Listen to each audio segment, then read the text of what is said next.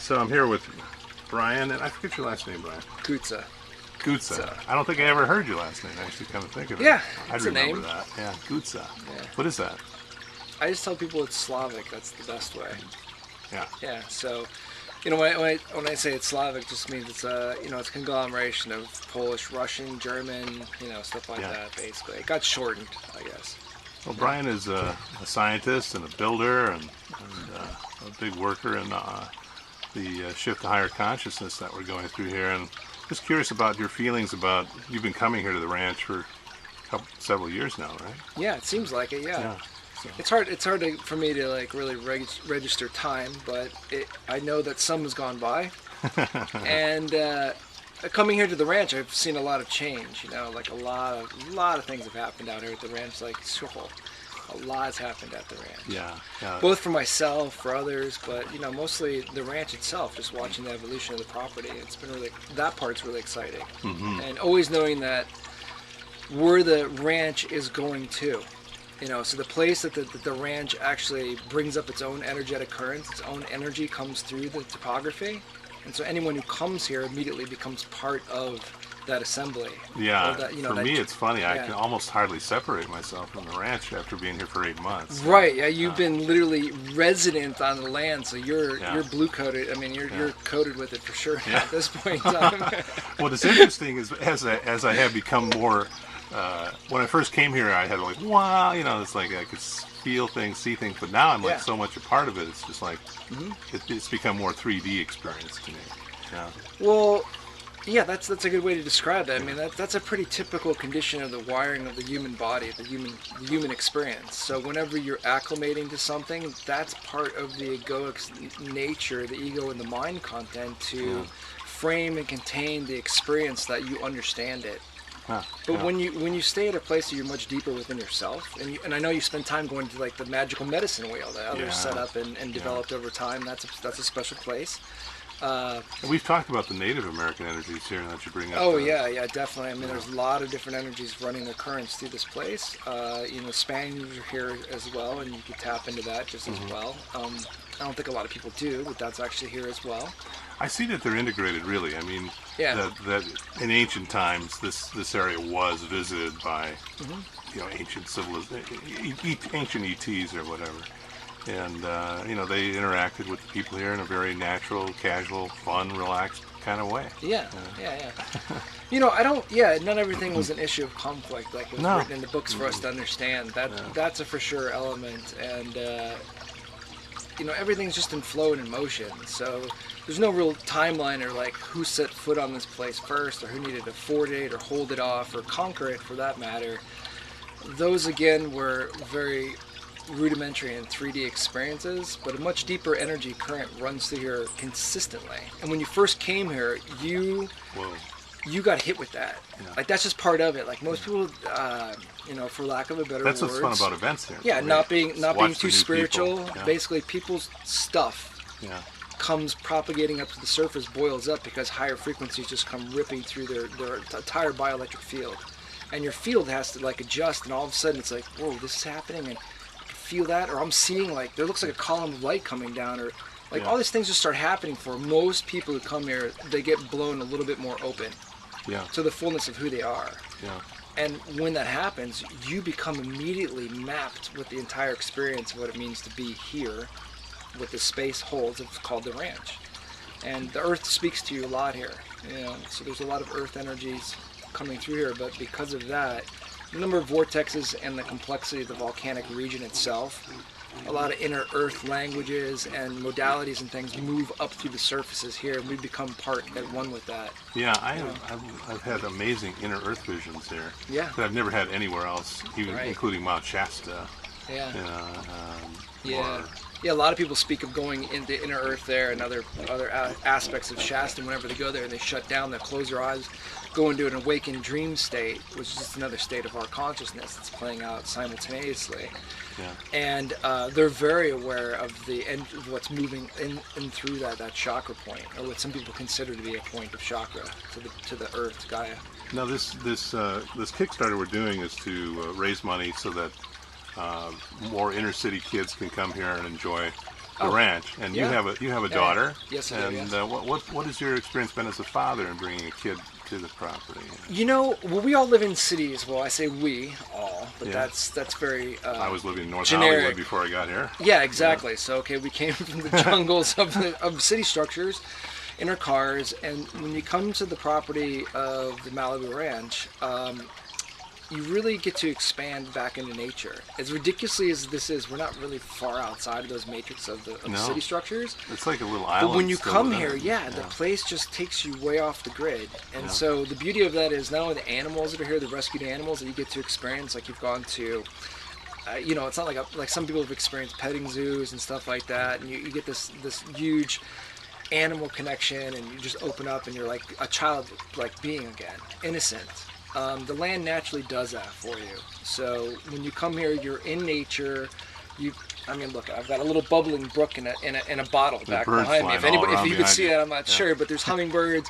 Blue jays just came here a little bit ago. We just sit and just watch. There's a universe in every corner of this ranch, and so you could really lose yourself here, which is a great way to actually access the fullness of who you are.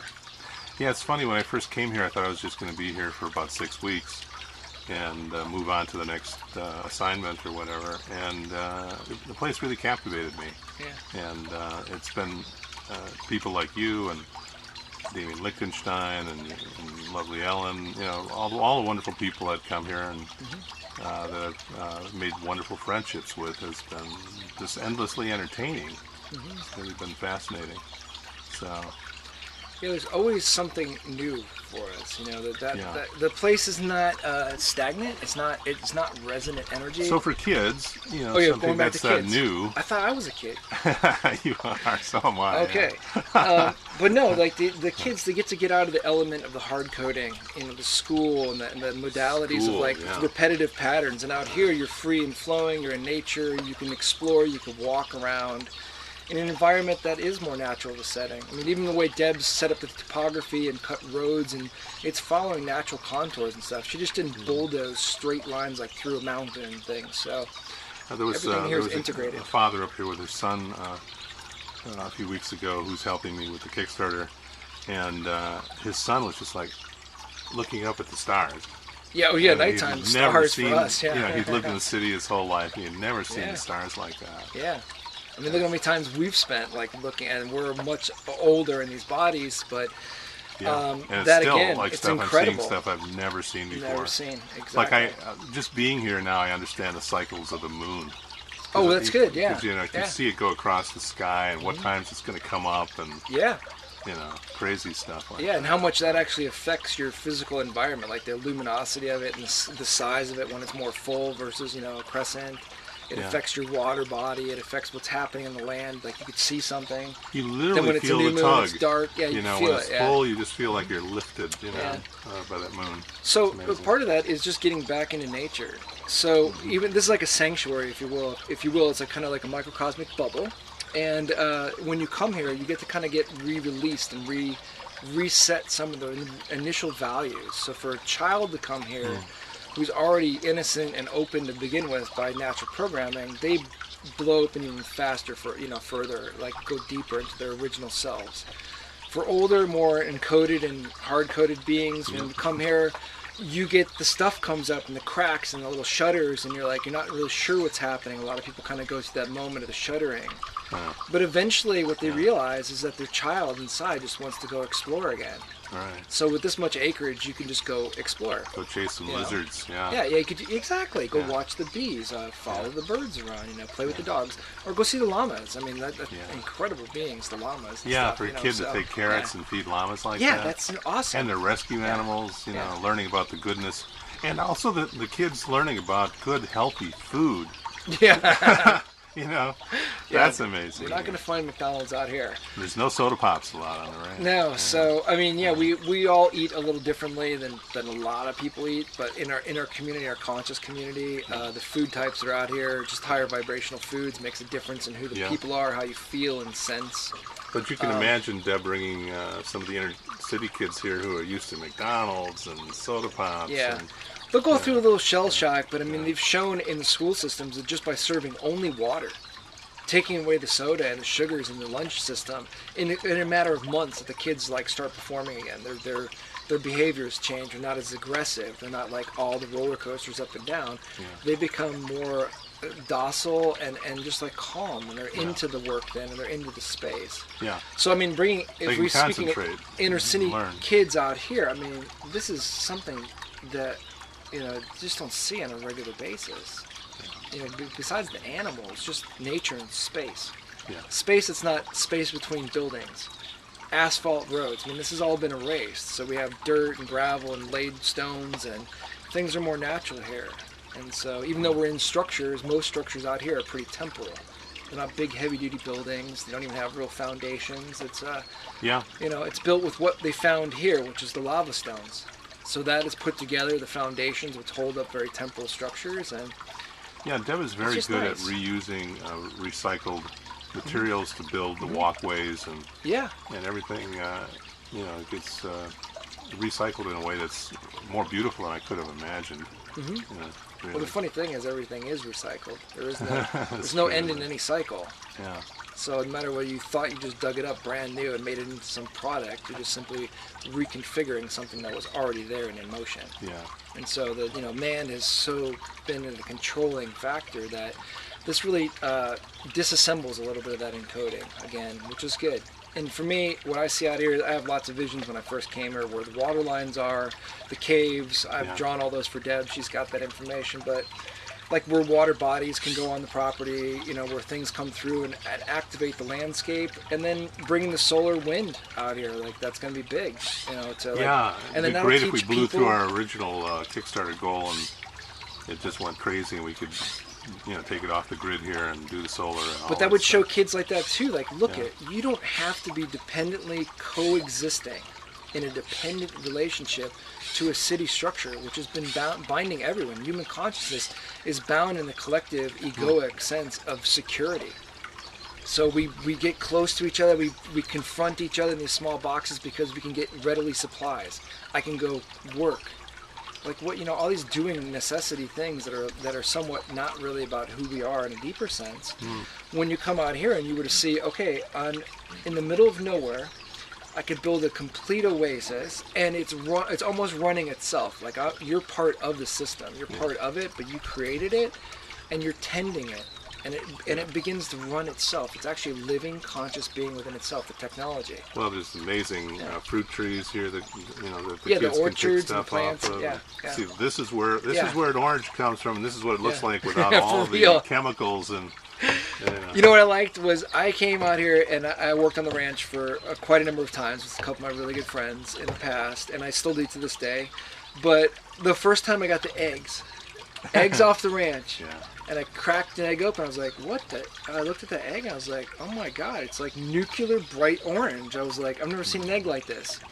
And she's like, oh, that chicken's from South Africa or whatever, South American chicken. I was like, okay, so my brain went, oh, it's the South American chicken's egg. But no, over time I kind of discovered, no, that's what a fresh egg looks like. And everything that I've been getting from the store is like 6 months old or older. Some of those eggs can be 2 years old. Or radiated, for that matter, And so, their consciousness is evolved by just the simplicity of that. If you were to show a child of any nature, whether inner city or educated, however you want to say the background, just pull them off the Malibu Carbon Canyon beach and bring them there.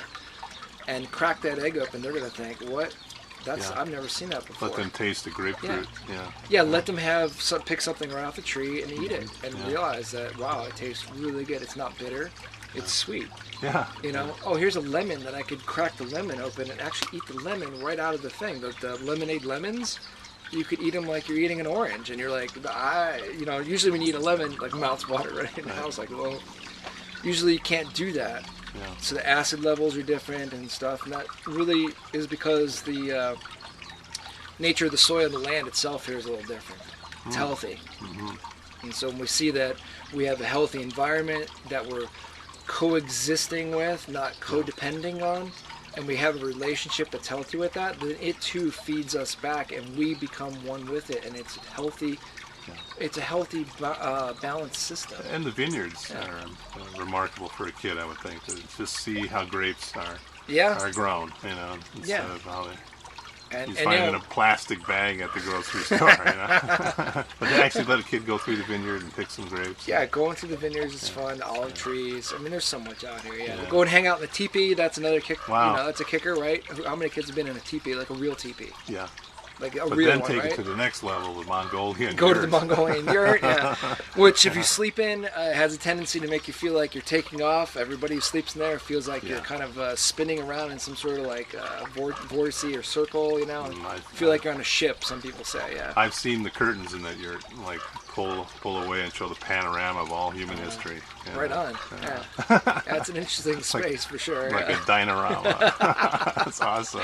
Yeah, usually it's spinning and you're sitting on the outside of it looking in. In Yeah. this case, you're inside of it and it's spinning. Yeah. It's a powerful space, and for kids to even experience something like that. I mean, in my 50s, I'm just experiencing it for the first time. But to take a kid and have them, be aware of that right, at this critical time in human history. Yeah, when you speak of a kid, can you kind of define what that is for me? Yeah, like 8 to 12 years old. Okay. Yeah. You bring them here too little, they're really not going to get it. It's a nice demographic, I think, for the age of the kids. And then all nationalities and Yeah, and that level of awareness, we've already gone through our releasing the free will at age 7. So the hard coding experiences in our brain and stuff like that really start mapping the duality of who we are and actually start hard coding and our way we relate to other experiences. So that time period that you're hitting them is really key, actually. It's a key time period where the true release into that duality of saying something is right or wrong, and your brain just hard codes everything. And everything that you see and do from that time, you start relating to it from those associations.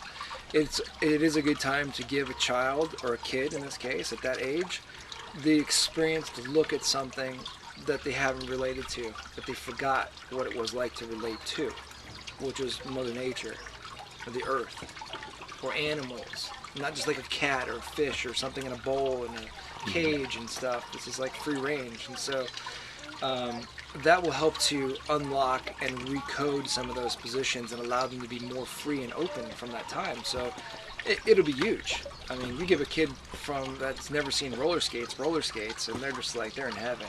Yeah. They don't know, they've never seen it before. They're like, this is incredible. I could fly around and glide wherever I want to, except for when you hit a rock. But, I give them roller skates and they're off in the street and they're having it, which we just recently did somebody. Yeah. And you could see how easy it is to just put all the joy back and the innocence back into that system.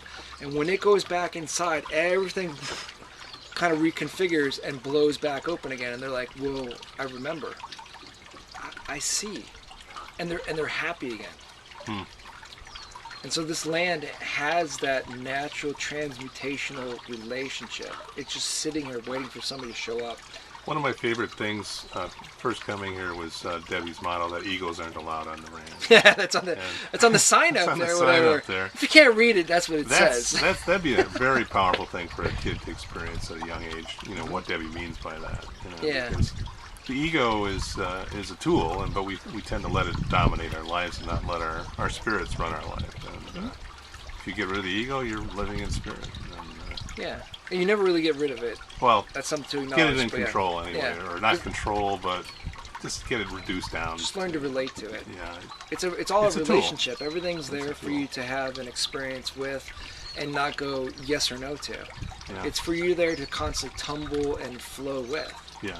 So when you learn what the ego's processes are, you can learn to relate with that and learn to, as you say, tool. Instead of the tool tooling the being or whatever, and the toolkit takes over the person, technology takes over, right. You learn to work in fluid measure with the tool. Now you've been here long enough to have seen Debbie, how she can just zero in on someone's ego.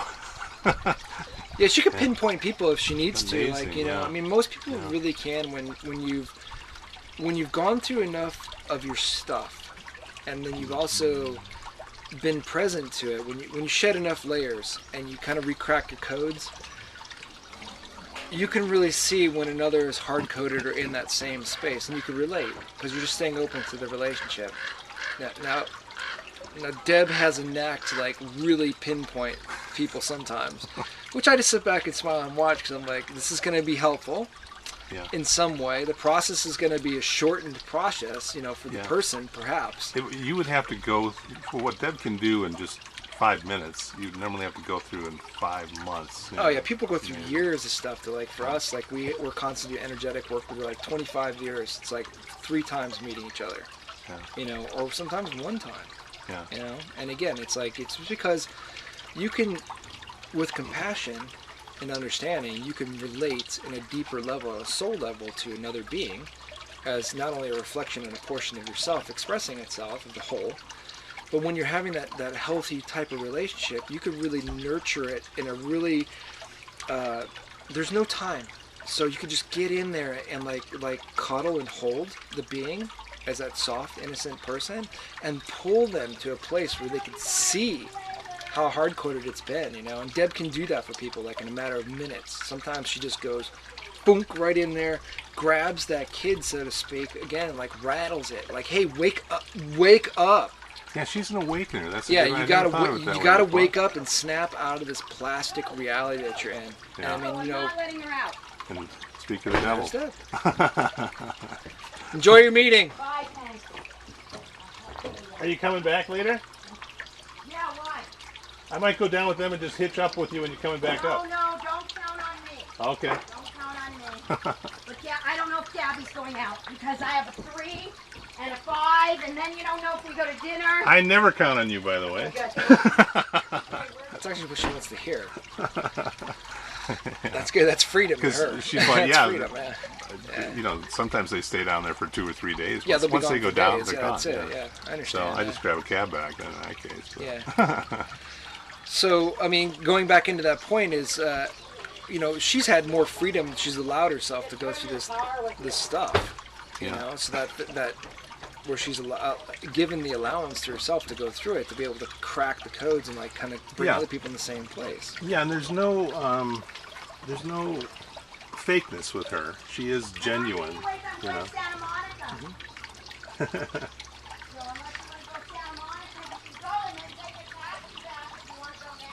No, it's okay. I'm fine. Have fun. So yeah, I've spent a lot of time with Deb. I've worked with Deb and worked on the ranch at all these different levels. I've watched people come and go left and right. I've seen a lot. Yeah, so I've almost come and gone myself a couple times. I've seen a lot. Yeah, I've never gone. Yeah. I've never even gotten close.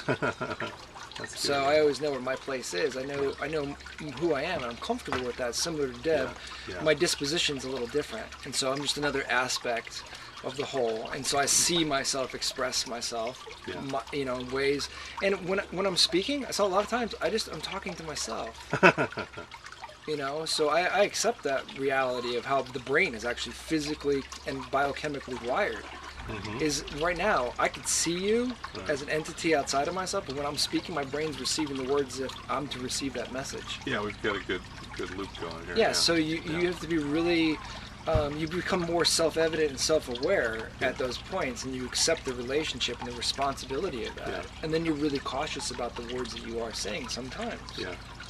Well, I love it. There's an expression I heard, and it wasn't from Deb, which was that if I'm offended, it's generally the ego. So when I... Oh, it is? Yeah. I have a great friend that I've been helping for years, and just recently, with energetic work, got him to regress back to the